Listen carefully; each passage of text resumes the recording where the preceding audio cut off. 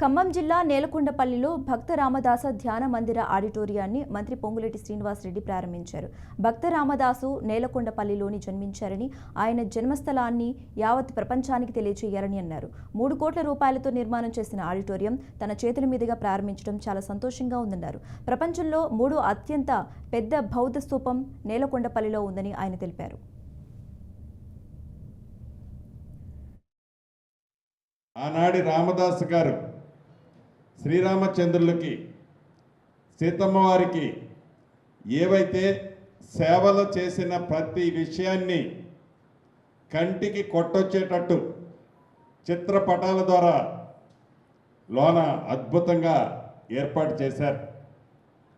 అంతేకాదు, అంటే దీంట్లోకి వస్తేనే ఒక ధ్యాన మందిరంలో వచ్చే ఫీలింగ్ వచ్చే విధంగా ప్రశాంతమైన మనసుతో ధ్యానించుకునే విధంగా చాలా బ్రహ్మాండంగా ఏర్పాటు చేసుకున్నాం. బౌద్ధ స్తూపాన్ని పరిశీలించి ఇక్కడ ఈ ప్రపంచంలోనే 4-5 పెద్ద బౌద్ధ స్తూపాలుంటే అందుట్లో మన నేలకొండపల్లిలో ఉన్న బౌద్ధ స్తూపం 3వ స్థానమో 4వ స్థానంలోనో ఉంటుంది. ప్రజలకి ఈ భక్త రామదాస్ గారి చరిత్రని తెలియచేయటానికి వారి జన్మస్థలం నుంచే తెలియచేయాలన్నది వారి తాపత్రయమే తప్ప వ్యక్తిగతంగానో వారి కుటుంబం కోసమోనో ఏదో మంచి కోసం వారు అడగటంలా.